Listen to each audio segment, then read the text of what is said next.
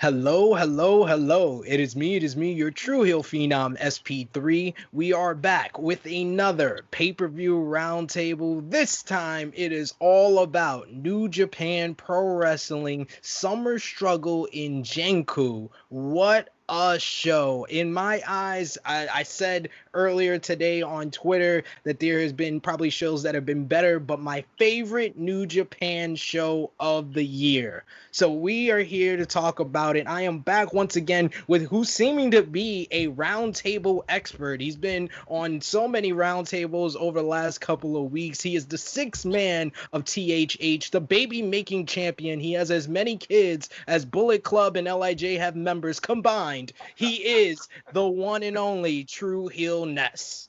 What up, what up, what up? What's up, guys? Here to talk about great show in New Japan today.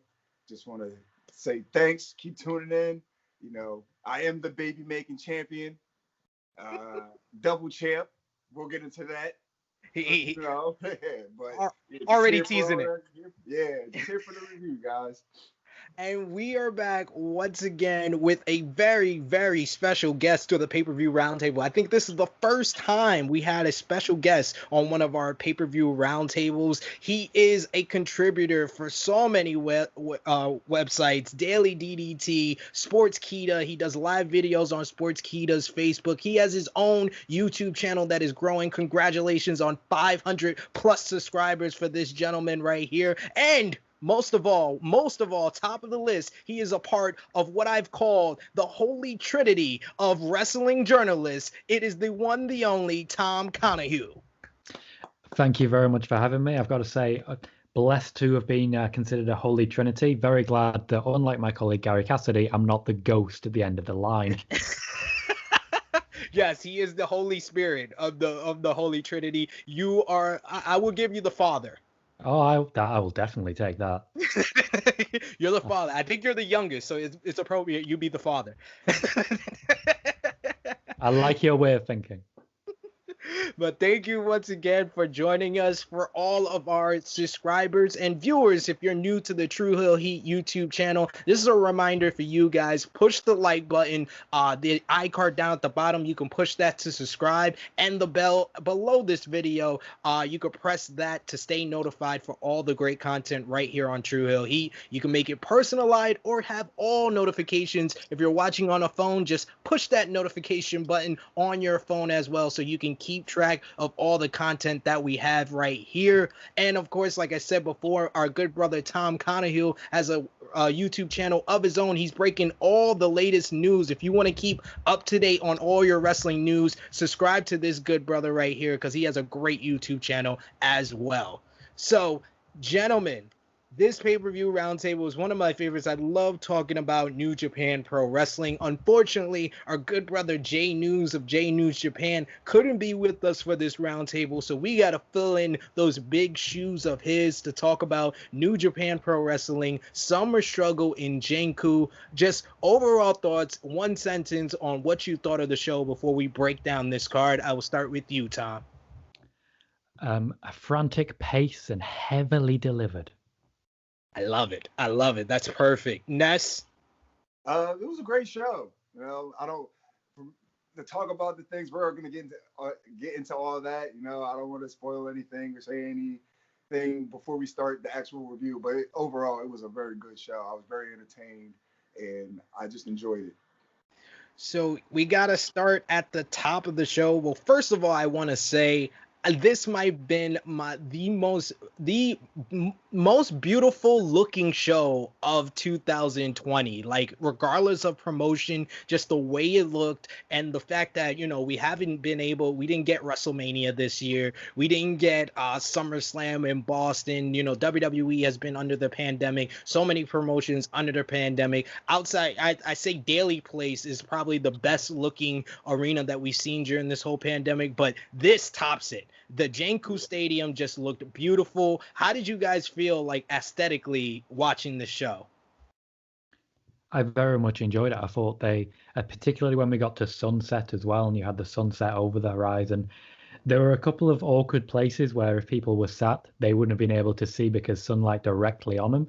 And there were two pretty tall buildings where you'd probably get a pretty good view as well. but they used the space really well. They left some quite open areas. They did some interesting things with pyro and fireworks. So I've got to say, if you find a good spot and you double down on it, that is definitely the best thing New Japan does. I can't agree any more than that. How about you, Ness? Yeah, I just want to piggyback off of that. The view was great, especially with everything going on with the pandemic. They had to have as much open space as possible, and the stadium was just huge in itself. And then adding the fans in there, because that's been like the one staple as far as wrestling that a lot of the promotions don't have. Mainly, New Japan has that, like real fans. So that's always a plus to add in, because they added as much energy to the show as the actual performers.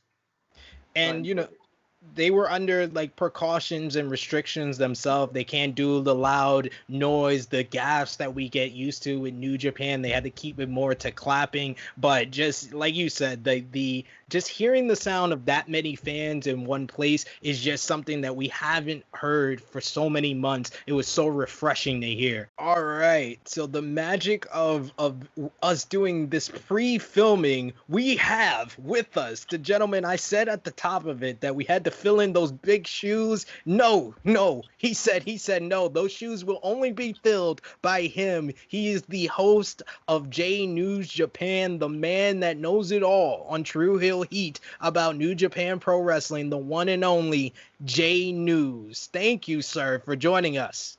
Not a problem. Good morning to you all. I woke up, literally woke up to missed calls, text messages, and things of that nature. I thought I was gonna be up in time, and I just wasn't. It's all convoluted, But it is what it is. We're here now.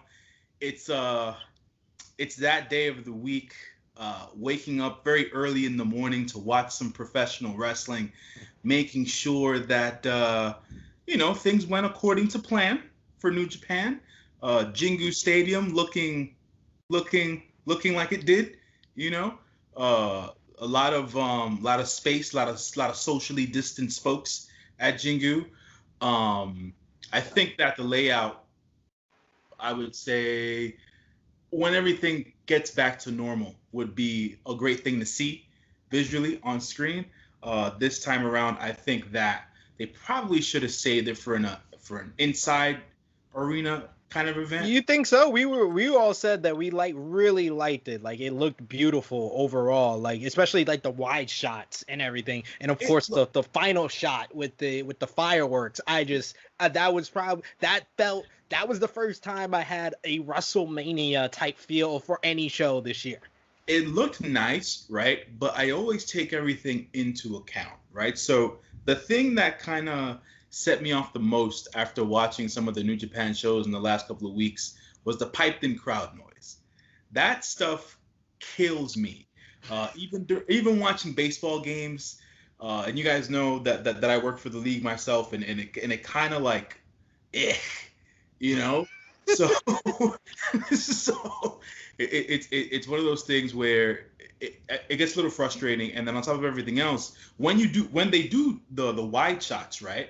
You just I'm just talking about me specifically. It's just one of those things where you see all the space, the real weathered down crowd. Obviously, we understand what's going on, but it's like, man, this could be such a bigger event. Even like watching some of the archive stuff of Jingu like 21 years ago or whatever the case is, that like it looked great. Like it looked like it was New Japan's version of like the era where the WWE was doing stadium shows, like when they did shows at Chase Stadium and stuff like that or whatever. Like it looked like that, and it was cool to see. But like this time around, it looked nice. Nice camera shots and things of that nature. I just wish, obviously, that it was under better circumstances and stuff like that or whatever. So that was my only takeaway from it. I understand that point of view, that it could have been more. It could have been more, but we got to understand the circumstances with everything. But let's get to the card. J News, we are talking about New Japan Pro Wrestling, so you are the quarterback for this roundtable, so take it away. Out here quarterbacking. Anyways, we've got the first match of the night. Let's get right to it. If folks haven't watched us before, doing roundtables or just watching me in particular, we all know that Master Wato is one of our favorites here on True Heel Heat. And it was a match between Master Wato and the 24-year ring veteran Yoshinobu Kanemaru of Suzuki-gun. This match lasted about 8 minutes or so. I'm not gonna start this. It was short. I want to have this started off by Tom. Tom, please let me know what your opinion of this match was. How did you like the short match? What did you see from Master Wato and Kanemaru in this match? Well, it was the first of quite a few short matches. The overall card was kind of brief, and really it set the tone because pace-wise, all of the matches, apart from the main event, were really high pace. Yeah. When it comes to Wato, he has some really unique, interesting offense, even though he does need, I feel, a little bit more time to become a bit more clinical. But at the same time, it is impossible not to see the meme culture building around Master Wato. I sit and I watched it with my friend, and every time anything happened of notice, we started doing that at each other, just because why not? And the fact that he's on his way to the Grandmaster, the amount of times I've turned to said friend and said, I wish you a good way on your way to the Grandmaster Master. And even earlier today when I was talking with Steph Chase and she called him Mr. Wato, and there's a whole meme on its own on the way to the Grandmaster. So I like this guy because of that relative insanity that he presents. A bit of a shock, though, considering he actually lost the match. And for someone so fresh to it, someone who's been paired up with Ibushi and Tanahashi recently, someone who's essentially said, this is going to be a huge star, it was a pretty decisive loss on his part. Wrestling quality was good. As you say, he's in there with an actual ring general, someone who really knows how to guide a match. It was a bit dodgy when it came to use of the bottle and everything, but this for me was a bit by the numbers, bit of a shock surprise finish. But I'm sure Master Wato, on his way to the Grandmaster, will find some bumps in the road and find his way again. I'm sure you're absolutely right about that, Tom. Ness, brother, good to see you, man. How you been? Oh man, Murray, how you doing? What's your takeaway from this particular match? Pretty much, I agree with everything. Pretty much what Tom said. Master Wato, you know, as you said earlier, he's a favorite of ours on J News Japan over here. I'm actually surprised that he lost this match as well. Pretty much all his matches so far has been, you know, he's in there with guys that have a lot of experience under their belt. So they're pretty much, you know, taking him under their wing, so to speak, and letting him get a lot of offense in and letting him go out there and show what he can do as far as in the ring. Not so much as a character, because he like really doesn't have one per se as of yet. But, you know, he's out there, he's doing his thing. I'm still, you know, interested in him. I can't say full-fledged fan, but I enjoyed the match. It was, for what it was, a quick opener. And, you know, it's getting people to be somewhat invested in him. Because, again, like I said, I didn't expect him to win this match whatsoever. I mean, to lose this match whatsoever. You know, they're building him up as on to be Grandmaster. So I guess on that road, you know, you have to take some bumps, and this will just be a bump in the road for him to come back and to even just keep going to be the Grandmaster. All right. I appreciate that, Ness. And it's you, SP3 shaking that head like I know you do. I just realized my headphones are the same color as his hair. I will say I'm happy that he is darkening his hair. First of all, Yeah. that was the one thing that caught my eye from the beginning, that they're going away from that blue hair, because that was just very jarring from the first time he was introduced. Like Tom said, this was really a paint by the numbers type of match, but at the same time, it set the tone for the whole show. It was a very fast paced match, and as well, the shocking result did set the tone for the rest of the night, because there was a lot of stuff throughout this night that the result wasn't what you thought it would be. You thought some people would defend their titles later on in the night. Some people would win titles that didn't. And, you know, Kanemaru getting the victory here was a surprise to me. because I just thought, okay, Master Wato is going to win here, and then he's going to move on to his next feud. But allowing Kanemaru to get the win it is further developing a feud between the two, and he's going to learn more the more he's in the ring with Kanemaru. Like you said, 24-year vet, Jay News. So you got to give it up to him. And I love the little fact that Kevin Kelly added to this match, that Master Wato was not even in kindergarten. He was 2 years old when the last Jingu Stadium show happened. That was a great fun fact for the match. I gave this match 2 stars. It wasn't much to this match, but it did set the tone for the rest of the show. I'll piggyback off of this with everyone else as well. The match did set the tone, quick pace, just like Tom said, throughout the entire show. What I believe Kevin Kelly said, Kanemaru was at his 348th official match at that point back in '99, when Master Wato was only 2 years old. Look, man, we give the kid a lot of grief, but at the end of the day, he's a very good athlete. Some botches here and there during the match. You always expect to see less and less of that as he progresses on in his career.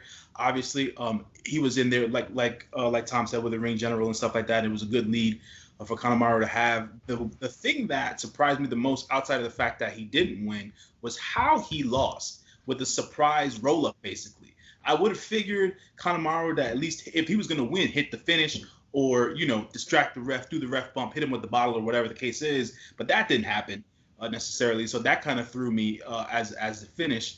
So the Booker man, Gato, had me a bit surprised during this show the entire time out. So Gato finally making good decisions. Gato. Yeah, finally. I was saying there has to be a wrestling god in New Japan, and he shed his light on this show. Yeah, he did something different. Finally, something out of the ordinary with this show, especially with this particular match here. So, Master Wato's first bump in the road. We're probably going to see him take a few more bumps here and there, depending as to who they pair him with, right? Because right now they have him against different members of Suzuki-gun so far. So depending as to, where he goes forward with that, and what kind of influence is Hiroyoshi Tenzan really going to have on him long term, right? Because he came out with him to the ring, but Tenzan, I think, took like 2 bumps outside and wasn't really necessarily involved. And it was just one of those things where it was like, well, Tenzan's out here and he's misplaced because there's not much going on with Tenzan. That's his real grandmaster. That's the grandmaster that he's learning from. Exactly. It's a good grandmaster to have, former IWGP heavyweight champion in the early 2000s and late 90s. But right now he hasn't really learned much, and after he lost the match, he kind of got on Ref Kenta about the quick count or whatever. So little attitude there for Master Wato as well at the end of the match. So little bits and pieces that you can pick up on. 2 stars, average. Tom, you want to give it a star rating? I would be happy with 2. I think when it comes to this, yes, he needs a bit more time in the ring to be clinical. You mentioned there going to talk to the referee, showing that bit of personality. We're starting to learn a bit more of a greater story there. But in addition, I like the fact that his hair seems to be going slightly more green and turquoise as time goes on. Yeah. My suspicion is that as he becomes closer to the Grandmaster, he will eventually turn green and become similar to the Incredible Hulk. His hair will spike up in the anime style and he'll enter his final form. But clearly, because he's taken this loss, he's now going to go back to blue. He's really going to double down on that. That, for me, will be the most compelling story New Japan has ever told.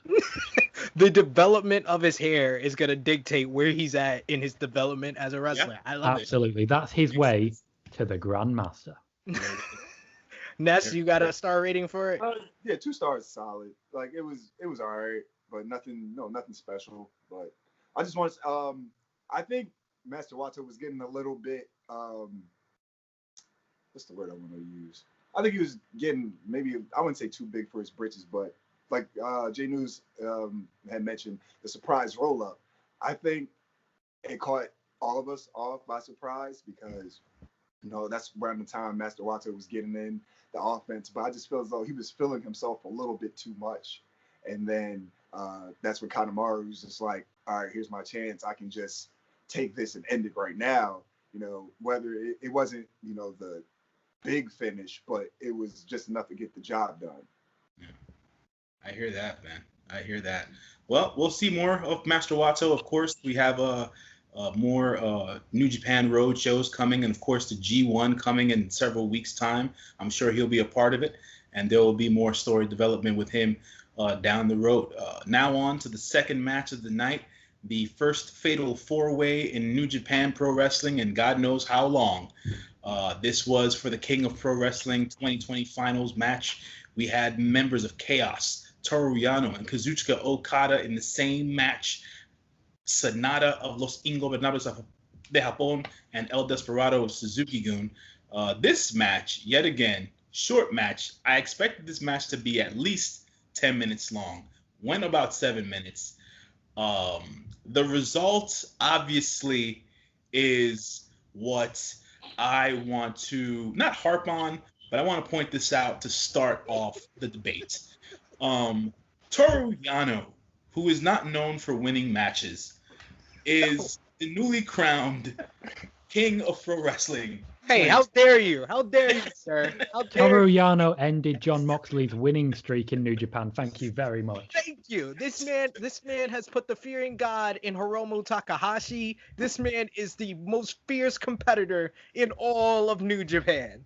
First of all, as it was said during commentary, Kazuchika Okada created this tournament. He should have won it, and he lost it to Yano, of all people. And that, my friends, that was hilarious. That right there, it right there, that one thing, it being as funny as it was, it just lends to how good Toru Yano is at comedic wrestling in comparison to what we see here in America. Because I didn't expect that. I wasn't expecting that at all. Low blow to Okada, of all people, the roll up, the pin. What? This match was so much fun because Toru Yano, before he did the low blow and got the pin, spent a good 5 minutes in the Paradise Lock. Yes. And he was shouting the whole time. Yes, This is my favorite thing about Toru Yano. I don't know what he says, but every time he gets a laugh, so it must be something different. Yeah. That was, I think, you know, it's like we said, it was quick, fast-paced matches, the first two matches. Yano with his brand of comedy, as always. This was something where I said to myself, you know, as we all know, I am a fanboy of Sonata. I said to myself, Sonata's not winning this. I knew that off the bat. Okada's not winning this. I knew that off the bat. And I said to myself, hey, come on, it's Okada's thing. You know, he's going to win. He's got to get a shot at something eventually down the road. But I'm at the point where Okada's getting that 2009 Cena, 2015 Roman heat for me. I'm just like anyone but Okada. I was like when I looked at the lineup for this match, I was like, oh, this is our catchphrase on True Hill Heat. Okada wins, LOL. But to get that surprise with Yano winning, beautiful. Yeah, I think that, like I said before, Gato had he had an epiphany during the show, and he made these decisions where it was just going to be wild. It was going to be a different night, and this definitely was different. I enjoyed the match. I gave the match a solid 3.5, even for how short it was, just because it was highly entertaining. Highly entertaining match. Everybody, I would say everybody got their shit in as much as they could, right?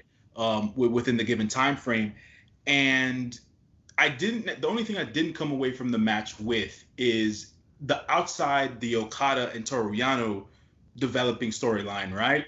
Yano having this new trophy, Kazuchika Okada developing the actual tournaments. Okada's going to want that trophy anyways. So we're probably going to see them go at it sometime down the line.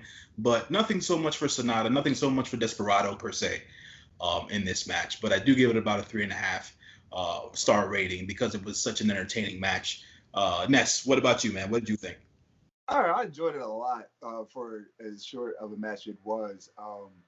My rating, I give it a 3.5 as well. One of my favorite parts when you touched on Toru Yano being in the Paradise Lock, and then eventually the only way that he got out of it was Sonata, the person who put him in it, was knocked into him for him to even get out of it. But he didn't even, that wasn't even intentional. So like that, I enjoyed it a lot. I going into the match, seeing that it's Toru Yano, but it's also Okada, Sonata, even Despy. It was just like Toru Yano's not gonna win this. Like, come on, come on. So as the match is going on, and I'm just like, yeah, what if Toru Yano actually does win this by some chance? Like, he's not gonna out wrestle these guys, not in the slightest. But eventually, it came down to him blowing Okada, blowing them up, and as soon as he gets the match and he wins, he's just like, "Oh, I'm sorry." He's like, he's so happy that he won, but he's just like, "All right, sorry, Okada. It had to be you. But I'm sorry. I won." So like that made it even more entertaining, like the after effect, because these guys aren't gonna have any quote unquote like real beef, but it was just really entertaining. Toru Yano, he put the icing on the top of the cake that was this match. Yeah. Tom, what about you, man? What was your takeaway from this match? I know this is my first time meeting some of you guys, so I think it's worth pointing out that if there's one thing worth knowing, Toru Yano is my guy, because there is no one in wrestling like him. No. He's so important to things like the G1 because he can literally win any match at any time. You can never count out Toru Yano. He literally ties people to things. He went down in a lift. He hides scissors in places. These are just recent moments. He can do pretty much anything on any given day. And a large part of that is that now he's got a trophy where it's defended in interesting, different match dynamics. The 2 count fall match, I thought that was really inventive, really different, and really fast-paced. And he played up to that, even just in his entrance, rushing to the ring, rushing through his entrance, really hyping it up. What interesting things are going to come next? Because he can play with such a variety of options. Now, I wouldn't personally give this one 3.5 star. I'd lean more towards the 3. We didn't see much from Desperado. There was a couple of awkward moments. Sonata, for example, doing the backflip and missing the Dragon Sleeper. So I think there's a couple of moments there. And overall, it wasn't long enough really to reach that upper echelon for me. But in a match containing Okada, there was great wrestling. In a match containing Yano, there was great comedy. Sonata was constantly interweaving with other people. Desperado, unfortunately, fell by the wayside for me in this one. I thought it was a very good match, highly entertaining, and I'm very excited for what comes next because Toru Yano is taking this ball and running with it. He even disinfected the trophy. Yes. How can you not love this man? Like Toru Yano just gives you joy. He just gives you joy. I agree with Tom on the rating. I gave it 3 stars. This was highly entertaining, but it was short to the point. I'm a big fan of El Desperado. I didn't get enough of El Despy in this match, even though I did like him being positioned in this match because I like the forward thinking when it comes to El Desperado. He's had that main event matchup with Tomohiro Ishii. He had a never open weight title match against Shingo, and now he's in this King of Pro Wrestling first championship matchup. But Toru Yano, it just felt like this was a culmination of all those sneaky wins that he's gotten in the G1, the work that he did in the New Japan Cup. This was the payoff for his biggest win ever against his big brother or little brother because he's older, Okada. It just worked for me. This was highly entertaining and a lot of fun. Yeah, I have to agree with that. I feel like the disinfecting of the trophy, it had to come. I was wondering when it was gonna come, and he's just, man, his comedic timing. Folks don't understand what it is about comedic timing that makes comedic wrestlers fun and entertaining. Yano has it in spades, man. Some guys lose it during matches. He never loses it, and he keeps you entertained the entire time. Like Tom said, he continuously screams throughout matches. You don't know what the hell he's saying. Oi, oi, oi! But hey, it's funny. It keeps you locked in. And his usual, you always expect the turnbuckle shtick, and it always happens, and it's always funny. It never lets you down. And I think that, like I said, the match was highly entertaining. And we'll see what's going to happen with Okada from this match. As per the Desperado thing, I agree with you, Sid. They positioned them very well within the last couple of months and everything in between. So I wonder now, being that if I'm not mistaken. Take a look at the next match here. Yep. Being that the winner of this next match we're going to talk about is now champion in the never openweight division. I wonder how or where Desperado is going to be thrown into the mix for certain things. And I know he can go back and forth between never openweight and junior heavyweight and things of that nature. But I want to see more development of Desperado and stuff like that. And we all know my feelings on Sonata. Tom, you're new to this whole thing. So if you've never watched an episode, I'll tell you this much. I think Sonata should be on top. He should be the double champ. He should be leading the charge at New Japan Pro Wrestling. And it is a travesty, a sham, and a mockery what they're doing with Sonata at New Japan Pro Wrestling. But I got my fill in with Sonata by the end of the night. So it showed me a little bit of maybe some future plans, for a little hope for Sonata in the future. But let's go on to the third match of the night. My favorite match of the night, because always the 52-year-old guys have to put on the show and they have to make sure that everybody understands that, hey, the old guys still run the ship. So it was Minoru Suzuki of Suzuki-gun versus the never openweight champion Shingo Takagi of Los Ingobernables de Japón on his fourth defense here. This match lasted about 15 minutes. Strong style, right? That's what they call it in New Japan. That's what they call it in New Japan. This is what this was. Complete and utter strong style. High intensity, high impact, put your elbows in your mouth kind of deal here that I saw from Takagi and Suzuki. Very evenly matched. Yet again, one of those matches, as we've been saying with the first two matches, I did not expect this finish. I was not expecting what happened here. I'm not even ruining it because we're going through it. Minoru Suzuki won this match. Minoru Suzuki is now the never openweight champion. Yet again, right? This is his second or third time as champion or whatever the case is. And to beat Takagi, right? Shingo Takagi, who's basically been the MVP of New Japan Pro Wrestling throughout the last calendar year, in a match of this magnitude and how long it went and how hard hitting it was, and to beat him with the rear naked choke combination into the Gotch style pile driver, it just shows you that the old guys still can get it done. I gave this match another 3.5 stars, just because we saw what Nagata and Suzuki were able to do during the New Japan Cup. Those matches were sick. The way they went at each other and things of that nature. And this match, I thought, was a little bit under that, but it was still good. It was still impressive. Come on. I'm gonna interrupt you. I'm giving you underrated matches. This was what you said. This was one of the best matches on the show. Yes. This is way above 3.5 stars. This went a good 16, 17 minutes. It was beautiful brutality. Yes. in the essence of the word. These were two of the hardest hitting guys going at it. I gave this 4.25 stars. If you give it anything less than 4 stars, I think you're out of your mind, or you just woke up, which you did. So I will give you that. You just woke up, so you didn't have time to think about this. But Jesus, stop underrating these matches. I know you're first up on the star rating, so you don't have a gauge of what other people are thinking here. But come on. Hey, listen, man. My level of being frugal with my stars, my money, my time, it just is what it is at this point. But you know what, Sid?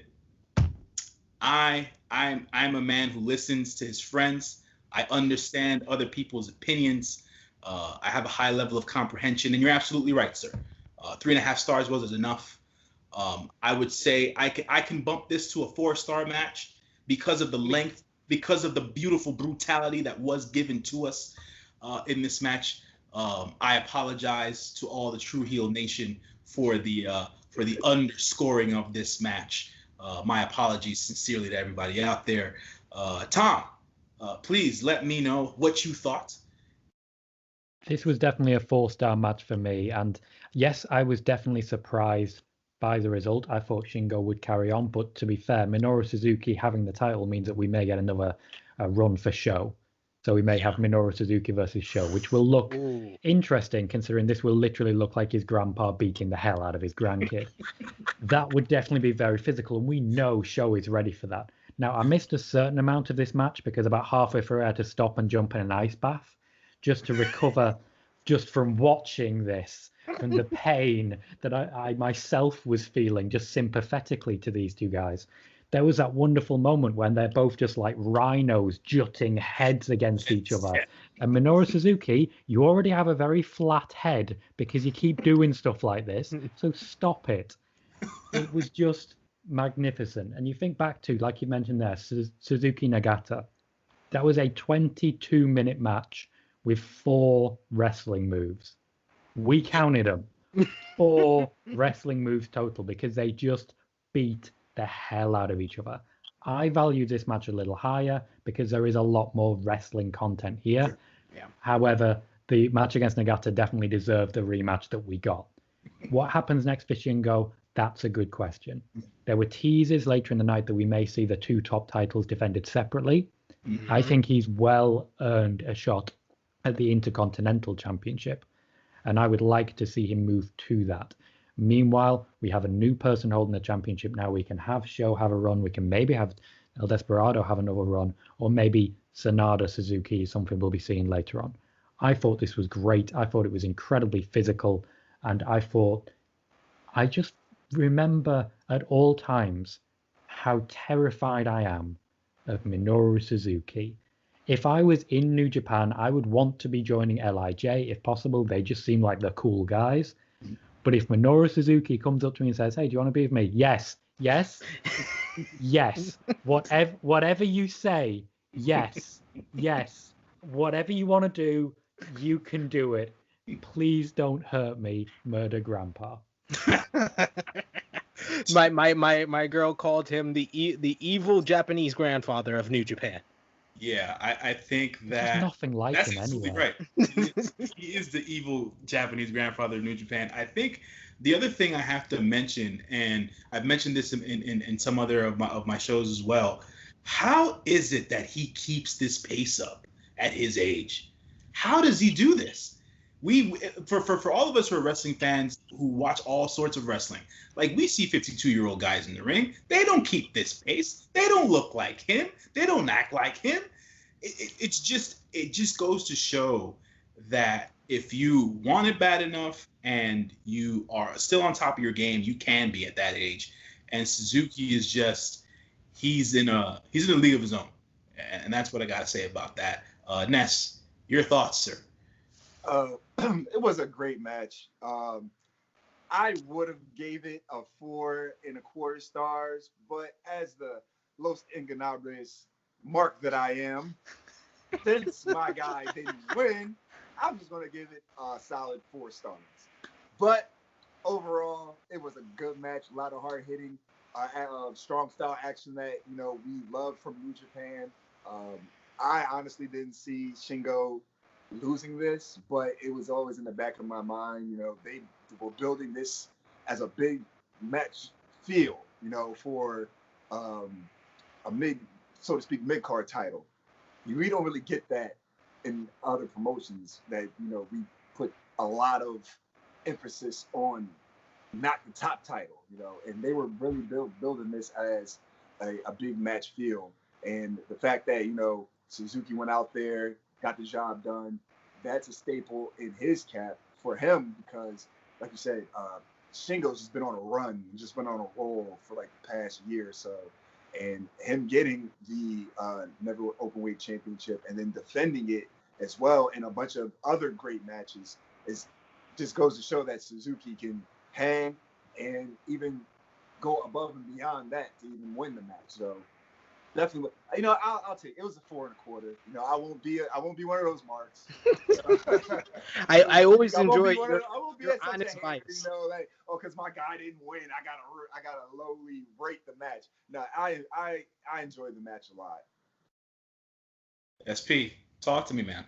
Well, I always enjoyed Ness's honest bias. The only last mark I gotta say, like I said, I gave it 4.25. The only last mark I gotta say that I wasn't expecting the result, but Shingo has been one of the MVPs of New Japan for 2020. So to open him up and for him to lose this title now makes you beg the question, is he one of the favorites for the G1 now? Because with how New Japan has booked over the last couple of years, Kota Ibushi was the Intercontinental Champion before the G1, and he lost the title at Dominion, went on to win the G1 last year. Naito, the same thing happened with him. He lost the Intercontinental title and won the G1 3 years ago. So we have seen this type of booking before with New Japan, and the way that Shingo has been going, he's had classic matches with Show this year. He had a really good match against El Desperado, one of the best matches on the night on this show. Is Shingo one of the favorites, and do we further the LIJ infighting, or he goes after Evil? I don't want to give away the horse before the head, or whatever the saying is. I don't want to tell the result of the final match, but it does position him very well going into the G1. Yeah, it definitely does, guys. It definitely does. And then it begs the question of what kind of shape is LIJ in? Because we will be talking about the fourth match of the night. The match. Bad, man. The IWGP Junior Heavyweight Championship match between Hiromu Takahashi, the ticking time bomb, walking in as the champ in his second defense, versus Bullet Club member Taiji Ishimori, the Bone Soldier. This match went about 13 minutes or so. I would say it was a very good match. Not the best match I've seen Takahashi have in a ring. But what was played up here wasn't the overall aesthetic of the match. It was the injury to the shoulder.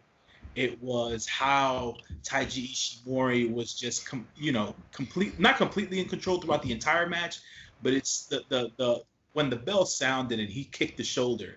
At that moment in time, I knew. I was like, oh man, this title's changing hands. And I was like, there's just no way.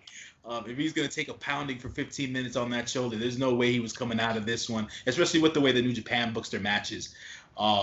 So Taiji Ishimori comes away, and he is now the new IWGP Junior Heavyweight Champion, and he beats Hiromu Takahashi. And Takahashi came out of this one. I wouldn't say he came out worse for wear, right? But at the end of the day, the Bullet Club looms large in this match at this point of the show, right? Kevin Kelly during the match, he mentioned how Evil was the double champ and how the Bullet Club was looming large in New Japan of America, with Kenta winning the New Japan Cup in the USA and having his shot at the IWGP US Heavyweight Championship in the future and things of that nature. So they were positioning the Bullet Club for a strong push, being that Ishimori won this match. I just thought that the level of physicality Ishimori always brings to a match was exuded here against Takahashi. Not to take anything away from Takahashi, but Ishimori looked better in this match than Takahashi did. Not just because of the win, just because of the offense he was able to get in, and the story they were weaving within the match. And I gave this match I'm going to stick with this rating, Sid, a solid 3.5 stars for this match, just because I was entertained. I wanted to see if Hiromu was going to make the comeback, especially after having that shoulder attack and things of that nature, even though it never came. But Hiromu was Hiromu. You've been on the Hiromu ship since he was a young lion. And what they've been able to do with Takahashi this year in 2020 alone, just pitting him against the big boys, they call it, right? And him being able to hang tough with the big boys. I'm not sure if this was more of a send off for Takahashi out of the junior heavyweight division, and into maybe the never openweight Intercontinental G1 championship perhaps for Takahashi. We don't necessarily know, but Ishimori winning this title meant a little bit more for both participants than just the one. So 3.5 stars for me. SP, let me know what your thoughts were here. This was another result I was not expecting at all. I just based on how the match story was, I thought that, Hiromu would overcome and he would make his comeback and he would get the win. And I just enjoy Hiromu Takahashi as the ace of the junior heavyweight division because, kind of like they said at the top of this match, talking about the former ace, and I cry a tear when I think about how he's been positioned in NXT, Kushida. I was like, I had to put on Twitter, I was like, don't remind me, New Japan, how great Kushida is, and I haven't seen him in years. It feels like don't remind me that, please. But the connection of these two men and the fact they both beat Kushida at Wrestle Kingdom, that was another element to their whole story. But I felt in the ring, this was the best in-match story of the whole night. Just the focus and the psychology of Ishimori focusing on the arm. At the same time, it was just very fast-paced. It was all action. We saw the fighting spirit spots with the German suplexes exchange. We saw high flying from Ishimori. You saw the banana style of Hiromu Takahashi, just not caring about his own body. This man is insane, and I love it. And just his grandeur, just coming out with that jacket. That jacket, if that didn't bring you joy, you have to check your pulse. You have to check your pulse if Hiromu Takahashi coming out like a flamingo does not get you pop, does not give you a pop, you need to not be a wrestling fan, because this man just says professional wrestling from the minute he comes out the curtain, and I really enjoyed this match. I would say it was right on the level of the match before. That's why I was very thankful for the sanitization of the ring and gave me a break after the Shingo Suzuki match. Like Tom said, he had to take an ice pack. I needed a cigarette after that match, but this match just brought me right back into the show. It was fast paced and got me right into the action. I gave it 4 stars. All right, Mr. Colohue, if you will. I personally gave it a 3.75. I don't think it quite lived up to the previous match, but I think it was massively varied. And this is the thing for me. We went from a match where it was two people legitimately trying to punch each other's face off to a match that was incredibly cerebral, and that's got its place as well. The big kicker for me was that immediately Ishimori went after the arm, didn't get it, he was countered, so he went for the exact same move again. He did not want to let up. He did not want variation. He was zeroing in. For me, this felt like a bit of a graduation for Hiromu. It was a very protected championship loss. And it does seem that looking at this card and the way things have played out, a lot of people who lost matches could go on to do very good things in the G1. It looked like we were populating a G1 with big names here. In my opinion, Hiromu has had better matches. His match against Ishii, his match against Okada in the New Japan Cup were great, but this was a very clever match. This made Ishimori look fantastic. He simply could not get away from him. No matter what happened, he couldn't escape. And that, for me, really sold this match. So I would give it a 3.75. I rated it very highly, but I feel it's a storytelling match. It's a match where it's not about the spectacle. It's about how you care about these characters going forwards. We've got a Bone Soldier champion. The Bullet Club are looking refreshed, considering how rough they looked at the beginning of the New Japan Cup. They are looking like a real force again. Meanwhile, Hiromu has been brought back down to earth, but it's very much like the Elastic Effect. He's just being pulled back, ready to let go. Understood. Good stuff there, Tom. Ness, your thoughts? I also rated the match 3.75 stars. Again, as biased as I am of Los Ingobernables members, I had a feeling that this wasn't going to be the match that I would be happy about the result. Hiromu going in injured, Taishi Ishimori just zeroing in on that shoulder. He was really methodical from the start of the match till literally the end of the match. because that's how he won. You know, he won via submission. Just overall, I enjoyed the match. As far as like piggyback off of what Sid said, the fighting spirit. You know, that's what gets me into New Japan so much. You know, a lot of people don't enjoy the quote unquote non-selling, but it's just like when you watch a fight, it's like they're going out there to fight. You know, they're going out there to, the adrenaline is rushing. So, you know, they might not just quote unquote sell it the way you think they should sell it. But again, they're also going out there trying to prove to their opponent that whatever you can do, I can do better or just as good as you. So that's always an element that I enjoy in these matches. Again, I kind of knew which way it was going to go, but, you know, congratulations to Ishimori. I can't be upset at this. You know, the LIJ was running strong for quite some time, and, you know, sometimes you got to take some hits and you got to get back into build back up to be back on top. So this could just be another bump in the road for Hiromu. Who knows? Like you guys said, he could be in the G1. He can go after the never open weight title as possible. You know, there's so many things that he could probably do at this moment. You might even end up getting a rematch with Ishimori. You know, that's not totally out of the question as well. But, you know, this was just a loss that I feel that he had to take, and he was protected in the loss as well. You know, he didn't just go out there and get beat. He was already worn down, and again, Ishimori just wearing him down even more during the match. So, you know, to the point where he had nothing else left to give. So overall, 3.75. I enjoyed the match, regardless of the end, but, you know, it was still a good match overall. The only last thing I would say about the match, it was definitely smart booking, because, you know, they had back-to-back LIJ members losing here. It set up that man, I didn't like that at all. I tell you that. it set up the specter of more disappointment in the main event, and at the same time, we still have that major matchup that we got robbed of from the pandemic of Hiromu versus Tetsuya Naito. So Hiromu losing the title here and potentially being in the G1, it once again puts that match in question. Are we finally gonna get it?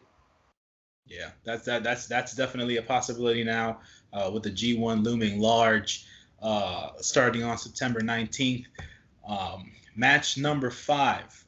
I will have Mr. Colohue start off here with your thoughts, your feelings of how this match went. The IWGP Heavyweight Tag Team Championship match, the Dangerous Tekkers, Zack Saber Jr., Taichi versus the Golden Aces, Kota Ibushi and Hiroshi Tanahashi. The match went about 16 minutes or so. Tom, your thoughts? How did you feel about this match?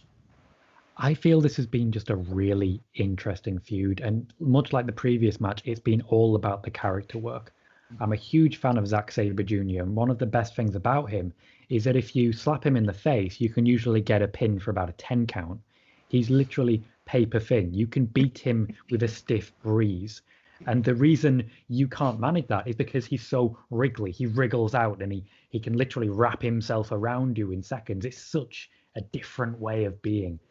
This odd couple pairing he has with Taichi, they don't work as a couple, and yet they work as a couple. It's the strangest thing.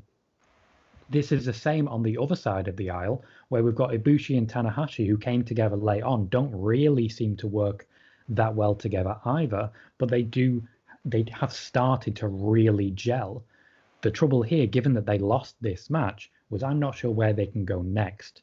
There's been a lot of focus on the knees. They were very clever about it, a lot of good selling involved in that, and it was an escape rather than a convincing win like they had at the last pay-per-view. Was it Dominion when they won the championships originally? Rather than a convincing win, this was very much an escape when Ibushi took his eye off the ball and was distracted.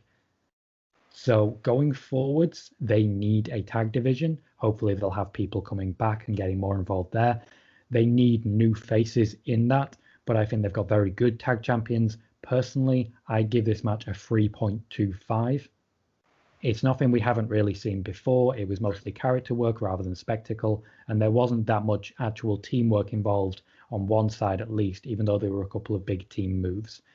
I like how well these guys wrestle. I like the chemistry all four men have with each other. This wasn't a top match for me, and I feel it's the end of the feud. All right, that sounds fair. Again, I gotta agree with Tom as far as the rating goes. I actually rated this as well as 3.25 stars. Me personally, I compared it to their last tag match between Dangerous Tekkers and Hiroshi Tanahashi and Kota Ibushi from the Dominion event.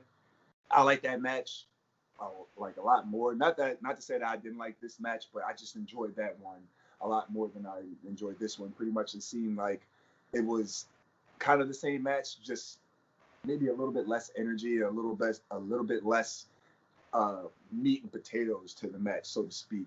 I'm actually surprised that the Dangerous Tekkers retained, because I figured that they're going to give Tanahashi and Ibushi a rematch that they'd win. I definitely didn't see those two retaining. One of my favorite sequences during the match was the striking battle between Taichi and Ibushi, because I'm like, man, Taichi can't kick with Ibushi. And then like he did it at the one point, but then again they get into another one, and then that roundhouse from Ibushi. That's all she wrote. That's all she wrote. But overall, again, I enjoyed the match. I just enjoyed that their previous encounter a little bit more. So 3.25 stars. SP3, talk to me, brother. I agree with both guys that this was a little bit less than their match at Dominion, but I still enjoyed it. It was a good tag team match, a good semi-main event. I gave this 3.5 stars. I just want to say I love the straight jacket dragon screw. That's like my favorite double team move now. And the fact that the Golden Aces turned it back on the Dangerous Tekkers in this, and it became a match about Zack Saber selling his knee, that was a little bit different from the last match. The Golden Aces were on offense a little bit more than the last match, and I did enjoy that. But I want to say congratulations to the Dangerous Tekkers. They became the first IWGP Heavyweight Tag Team Champions in 2020 to successfully defend their titles, which says all you need to know about these titles. And now that the junior heavyweight titles have been relinquished by Roppongi 3K, don't bring them back. Just make it one tag division, because as we've seen with Gato, he doesn't really care about the tag team division to begin with, so we don't need two sets of titles. If I can just quickly jump in there. The way I felt about this match was similar to, I think it was SummerSlam 2014, when John Cena took on Brock Lesnar and he got destroyed. Oh, man. That was a Dominion match. This match was a rematch they had at Night of Champions that nobody talks about. Which was a great match, but nobody remembers it because it's not got the big moment. Yeah, that's very true. Very, very true. SP3, I'll agree with you here about basically how we condensing the tag team division, right? No more juniors, no more heavyweights, just one tag division. They don't have a strong tag division on either side to begin with, so condensing them together is probably the best plan to go with here. To agree with you guys as well, this match was of a lesser caliber than their match in Dominion. I completely agree with you guys there. To comment on what Tom said earlier about Zack Saber Jr. Being able to be beat by a straight punch and stuff like that. Like I was saying it to myself watching the match. This dude has to be about 160 pounds soaking wet, and he's like 6'1", and he was standing literally with both feet on the side of the face of one of his opponents during this match, and nothing happened. Usually, you would think he's about to crush this guy's face. No. Zack Saber Jr. weighs nothing. So at the end of the day, it didn't do much damage at all to his opponent at that point in time. Like you said, Sid, I think Zack Saber Jr. here is selling the knee injury, right? The straight jacket dragon screw being used this time by the Golden Aces in return to, it lends to a good back and forth dynamic, the one-upsmanship, as people like to say. I, for one, didn't know what the outcome of this match was going to be, just because if the Golden Aces lost in their first defense, I don't feel they were going to get the titles right back either. And with as long as they have been trying to develop Tai Chi and Zack Saber Jr. to have a level of importance in New Japan, keeping them with those titles, I think, was the best decision, right? Yeah. Being that Ibushi and Tanahashi, as singles competitors themselves, have two individually great legacies, while Zack Saber Jr. and Tai Chi, from a New Japan standpoint, really don't, right? So them as a tag team makes them more important, and them as champions makes them more important. And I think that the win here, or them retaining here, just made more sense from a booking standpoint. So from a star category, I would have to say this was a 3.25 star match for me. And we'll see what happens in the tag division, depending as to whatever the traveling restrictions become, or when they get lifted, what other tag teams are going to be involved, and things of that nature. We have to wait and see, because God, I don't think, is going to be coming back as a tag team, as per the way that they've been positioning it on New Japan Strong. It seems like Tama's going to go on a singles run here, Tama Tonga, that is. So I don't think we're going to see the Guerrillas of Destiny back in the tag team division anytime soon. And we'll see as to what other tag teams can make any sort of an impact in New Japan Pro Wrestling. And now is the time that we talk about the main event of the night, the IWGP Heavyweight Championship and the IWGP Intercontinental Championship, the double championship match. It was the walking manga character, as I like to call him, Tetsuya Naito, up against Evil of the Bullet Club. This is Evil's second defense. This match went about half an hour or so. It wasn't as epic as like Okada matches, but the time that it was given, I think, was necessary. One, two, the stuff that played out during the match, with the attack from the Bullet Club members, the Dick Togo, and then I was surprised when Gato made an appearance in the match, to be quite honest. I thought they were just going to stick to Dick Togo being the spoiler, but when Gato came out, I said to myself, oh shit, damn, Naito might really lose this match, because I was counting on Naito to win, to be quite honest. The last time we had a roundtable discussion, Sid, I said that I think that New Japan has it in them to give Naito that run, to make sure that he is the number 2 to Okada's 1, and make him feel important, and him getting the title, the double straps back in this match. Yes, Tetsuya Naito, leader of Los Ingobernables de Japón, got the win here against Evil, and they beat the Bullet Club. The most important thing that I got out of this match, outside of Naito's win, is the following, and Kevin Kelly said it best during the commentary, was finally members of LIJ came down to defend their leader. They came down and they made sure that Naito won this match. About damn time. Exactly. He won this match, and the one member I was looking for to run down came down, made his presence felt, kicked Evil in the face. And that's right, Sanada made his presence felt. Him and Bushi came out first to try to help out. He got cleaned out. And then when we saw the shiny rhinestone loafers come out with Sanada, and Sanada just drop kicking the crap out of everybody in the ring and just taking control, and then Bushi and him getting the Bullet Club guys out of there so that Naito and Evil can finish it up one-on-one. And finally, Sanada and Evil touched. That, for me, right there was so important, because they had not confronted each other at all. They had not touched each other at all since Evil got the double straps. And that, to me, not necessarily screams, but it gives me hope that finally we're going to get that confrontation between Sanada and Evil, even if it's not for the straps. I just needed the confrontation to happen, because those dudes were a tag team for a long period of time. How do you keep those two guys away from each other? So would it been cool if Sanada would have gotten a shot at the double straps? Sure. But in this case, you can't put the egg before the chicken, or whatever you want to say.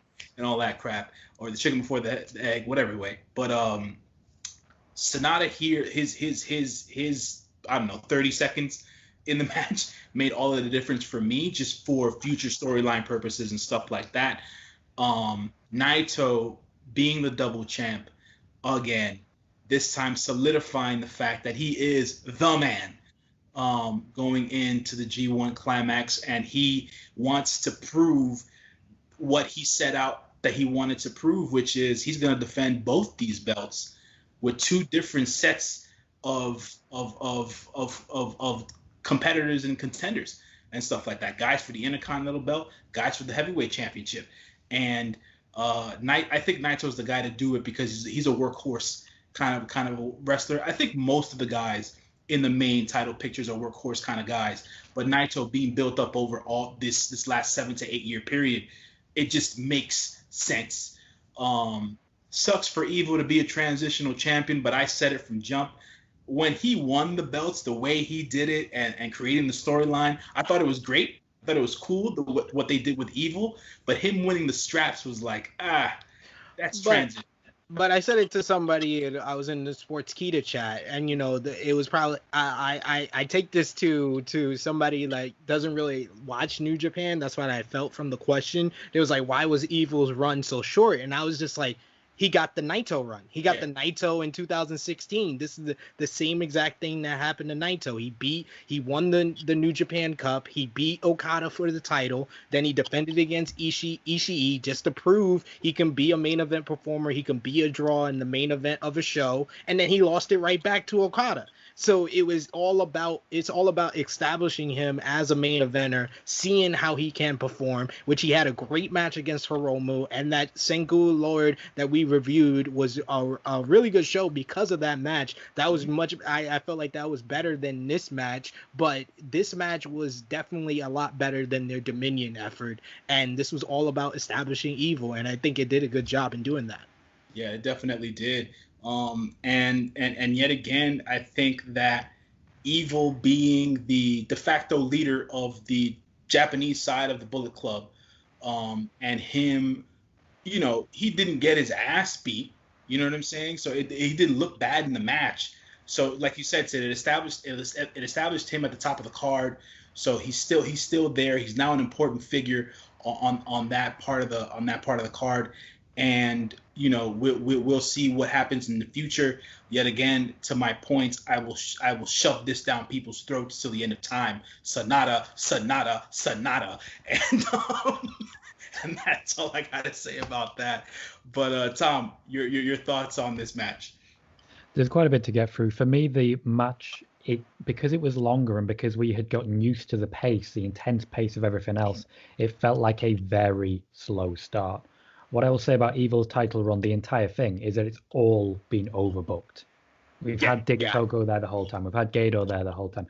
We've had Jado doing a run-in so slow that Ishimori had to be sent out to lap the guy to get down to the ring.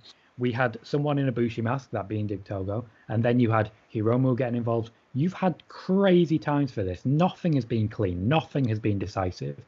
So once Evil was stripped away of all that, and it became a clean fight between two guys, the writing was on the wall. Mm-hmm. I agree how important it is for Sonata to finally step up.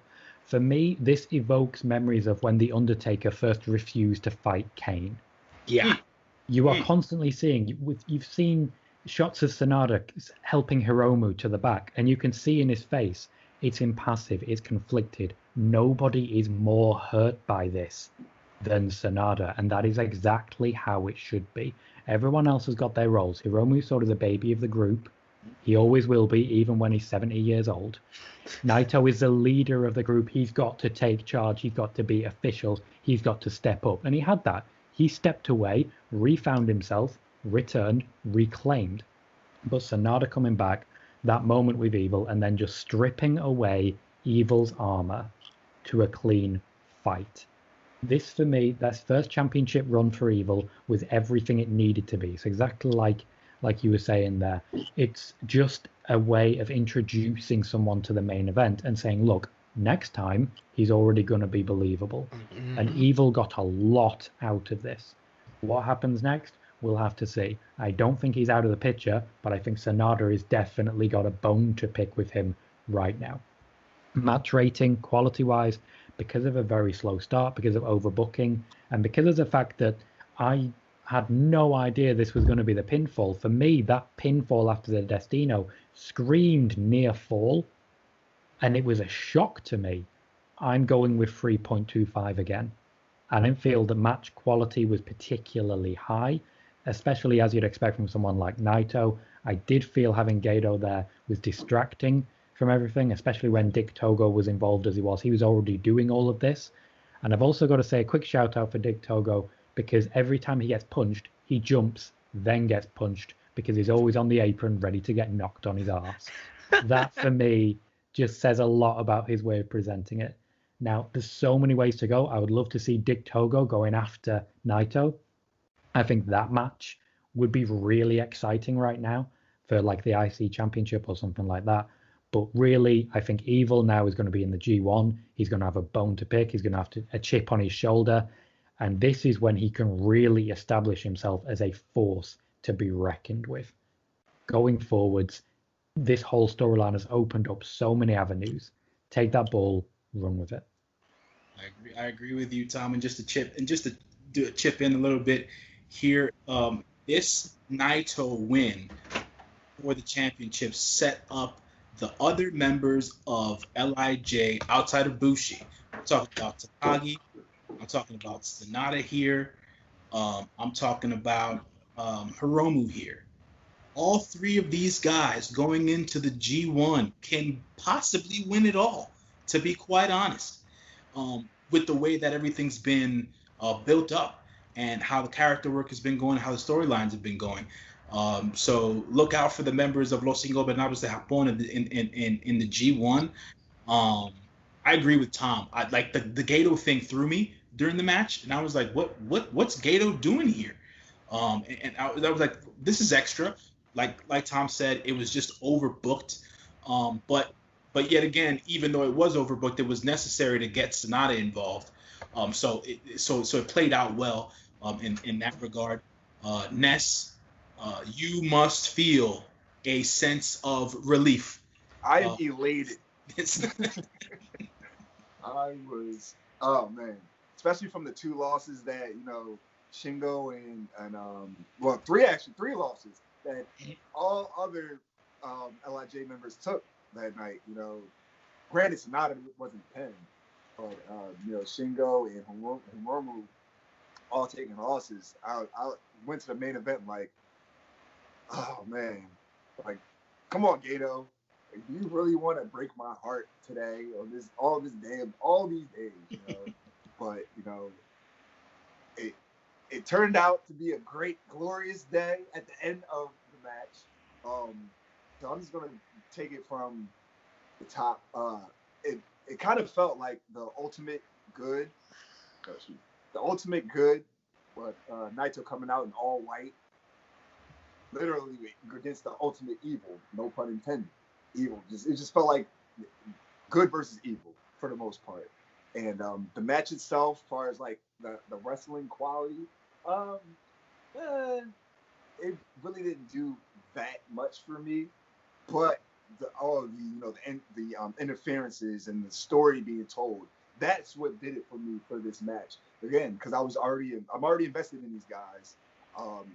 3 of the 4 that had matches prior, they already lost, so I'm already like on edge. Do I finally get a win, the most win that really is the most important to me as far as an LIJ fan, or am I going to get another loss and just gonna ruin this whole thing for me? You know, so it wasn't much so the actual wrestling. It was more so me being invested in the people in the match and the match itself, far as, you know, like I said, the storytelling of it overall is what really did it for me for this match.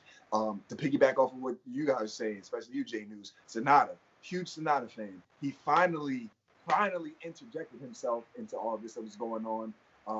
A lot of people probably do forget that, you know, him and Evil were tag partners, because mainly myself, the main thing that comes to when you think of everything with Evil turning is he was the first one under Naito's guidance to form LIJ and New Japan. So to have the Sonata finally come out and throw his hat in the ring, far as being turned on as well, not by just his teammate, but like his stable member as well. So that progressed the story as well. That's one of the stories that I want to see where they go with that. If Evil he has his sights set on LIJ as a whole, but definitely right now he has him on Naito being the double champ, and also since Sonata coming out there and coming out to contend with him as well. Overall, I gave the match a solid 4. Again, it was more so as far as the storytelling for me rather than the actual. Because this is pretty much like a brawl. Evil doing all his what I call the Western style tactics that we see in our promotions, American promotions. A lot of interference, a lot of using of foreign objects. The Bullet Club style that we've all come to grown and love. But overall, the man that I honestly did not see Naito winning. So that was another thing that really made this finish for me, because I figured that they were going to double down on Evil being a double champ. They switched everything. They switched switched his gimmick. They switched his attire, music. I thought they were just going to go full throttle and just double down on it. But at the end of the day, as the LIJ fan and Naito fan I'm so elated that he got the job done. There's still more work to be done, but at least the 2 top titles are back in the LIJ camp where they belong.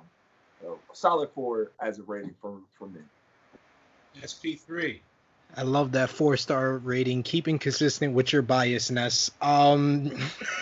This match was very, very solid. This was, I think, one of Evil's best performances as a character.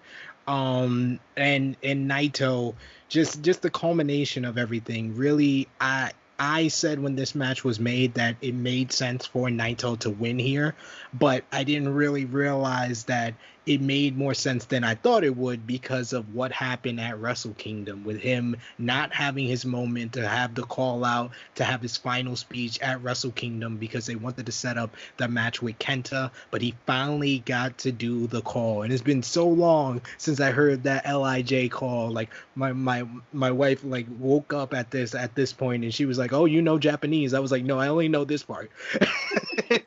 Just the Los Inconables de Japón, just to yell that out.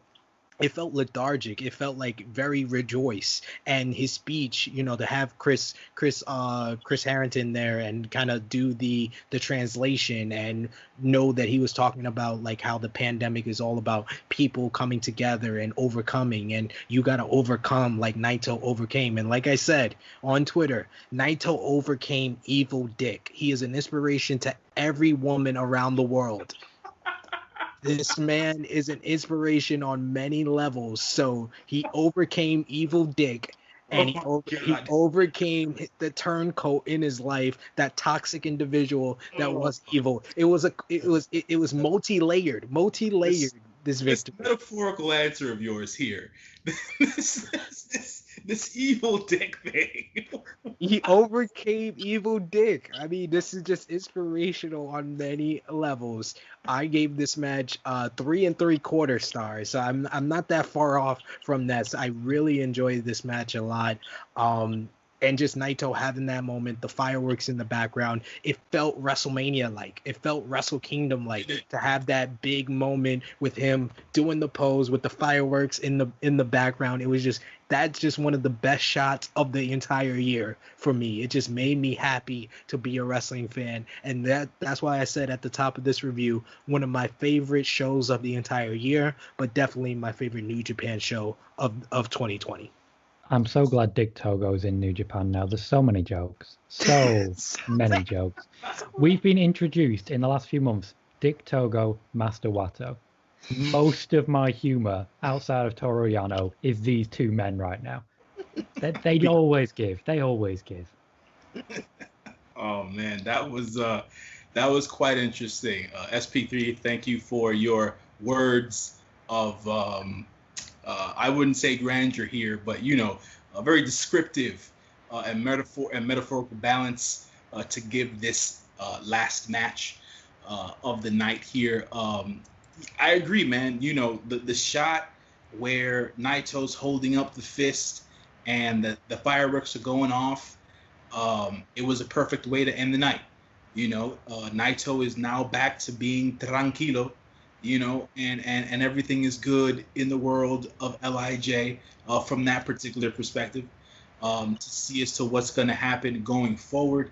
Like I said, the G1, I joked about this in another review earlier in the year, and I'll slightly joke about it now. The G1 usually as an event lasts about a month and a half, as we know.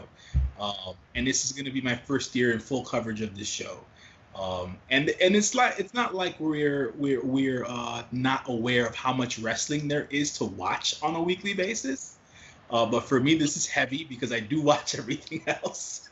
And the G1 being paired the way that it is in certain arenas, it's like, man, this is gonna be so much stuff to fucking cover.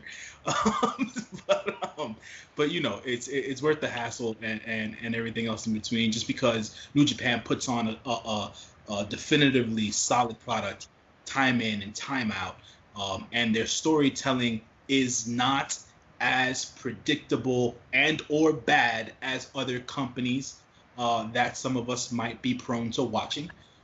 So that is also a positive for me in that regard there. I don't necessarily know who's going to be going after Naito now at this point. Does Evil get the immediate rematch? Who goes after Naito now? Does someone come back and challenge? Does someone come back into New Japan and challenge Naito? Do other members of Bullet Club want a piece? Does Okada come back into the mix? Who knows in that particular sense? SP, I see your face. I would say Switchblade is my most likely to be like. Yeah. I think Switchblade is another favorite for the G1 because I feel like there's a lot to that story, and this whole year has been about LIJ versus the Bullet Club, so that would be the nice whole full circle to kind of get that at Wrestle Kingdom this year with Jay White in the challenger position. That would be a nice change up. Yeah, no, I definitely agree there because just watching Jay White over the last couple of weeks back on New Japan Strong, I guess it re-solidified it for me as to why he's the actual leader of the Bullet Club, and he's on the top of the card and stuff like that, and it's like, well, I'll be looking forward to this match to see how he goes one-on-one with Naito if travel restrictions get lifted and stuff like that. It was interesting to me to actually know that he was able to travel to the U.S., which was kind of like when obviously the New Japan Strong shows are taped in advance, and when they promoted him, I was like, huh? He's gonna fly from New Zealand to the U.S. and that's okay, but he can't fly from New Zealand to Japan, and I was like, I think Tom's trying to say something. Yeah, he won't have flown from New Zealand to America. Okay. He will have gone via somewhere which didn't have a travel ban. Gotcha. And that is how people can work around it. Ultimately, it won't be hard for Jay White to travel to Japan or anyone to travel to Japan. They just need to make a few stops along the way. Okay. Well, which is why it took him so long to get there. Understood. So hopefully, come G1, that will start to be the norm, even though that's going to put a lot of miles on some guys, on their cards there. But it'll be for the betterment of the shows in the future and stuff like that. So overall, solid show, I would say. Sid, you said that this is your favorite New Japan event of the year so far? Yeah, I think the Wrestle Kingdom shows were better. but this was my favorite because of the surprise results, the ending, the Naito finally getting his moment, and it was just a lot of fun to watch. And aesthetically, this was the most beautiful show of any promotion for me this year. Cool. That's a different take on it. That's an interesting way to see it, I would say. So let's wrap things up. Let's go through, guys. What was your match of the night? We'll start with you, Tom. Well, for me, just to briefly touch on what you said before getting to it, for me, the first night of Wrestle Kingdom was the best one for me. You said there Naito finally getting his moment. Wasn't the end of Wrestle Kingdom also Naito's moment? No, because Kenta ruined it. He got the big moment, man. We won. Get that a lot. He won, but he didn't get the call out. He didn't get to need the call out. Yeah, he Okada got his moment in so many years. Tanahashi, this was supposed to be Naito's moment, and he didn't get it. Fair enough. When it comes to my match of the night, I will probably go with Shingo versus Minoru Suzuki, because I essentially felt like I'd just been beaten up by a radioactive llama afterwards. Ness? Yep, piggyback off of that. That definitely was my favorite match of the night as well. Despite, Naito becoming double champ, the actual content of Shingo versus Suzuki made for a better match. News? Yeah, I'll round this out too, man. Shingo versus Minoru Suzuki, match of the night. The old man carrying the New Japan banner. He is the never open weight champion, and that title means something. God damn it, it means something. So that is my takeaway from tonight's show as well. All right, and I will make it unanimous. Yes, Shingo and Suzuki was my match of the night as well. MVP, LVP. We'll start with you, News. Ooh. Oh man. It's always tough to choose the MVP of the night, I would say. But I'm going to be the biased person that I am. And I'm going to run with my man Sonata on this one. Just for coming in, doing his 30-second run, finally touching with evil, finally stepping up and protecting Naito and making sure that LIJ was not set to the wayside after the night was over. So Sonata stepped up. He made his points. He staked his claim, and good things to come in the future. And LVP. Let's see. Yeah, gonna have to rag on the kid again. Master Wato will be the LVP of this match, of this whole entire night. Look, man, it's, how interested I am in the Young Lions and how invested I am with the group of guys, with the crop of guys that are currently in their dojo runs. And I feel like they pulled the plug a little too early on Wato. It's just one of those things where I understand it's his way to the Grandmaster, but when you are now a graduated young lion and you now have a definitive character, you have different apparel and stuff like that or whatever, you're supposed to have a cemented look and way about you, and he still doesn't. So I feel like he should still be a young lion instead of being Master Wato, to be quite honest. And that's just my takeaway, and he is my LVP. So I'll say it that way. Tom, MVP, LVP. Well, I would say, firstly, Master Wato definitely has a very definitive look. It's certainly a look, I tell you that much. My MVP for the night is undoubtedly Rampage Dragon Shingo Takagi, keeping up with probably the most dangerous man in wrestling, showing he could go, maybe falling at the final hurdle. But one of the best things about New Japan is that on a different night, you may get a completely different result. It may have just been the way the wind was blowing. For me, LVP, unfortunately, I have to give that to El Desperado because I don't remember anything that he did. That's not anything against him per se. I just don't feel he really made his presence felt in what was a short match, and the story was between two different people. Ness? Well, I'm pretty sure you saw this coming.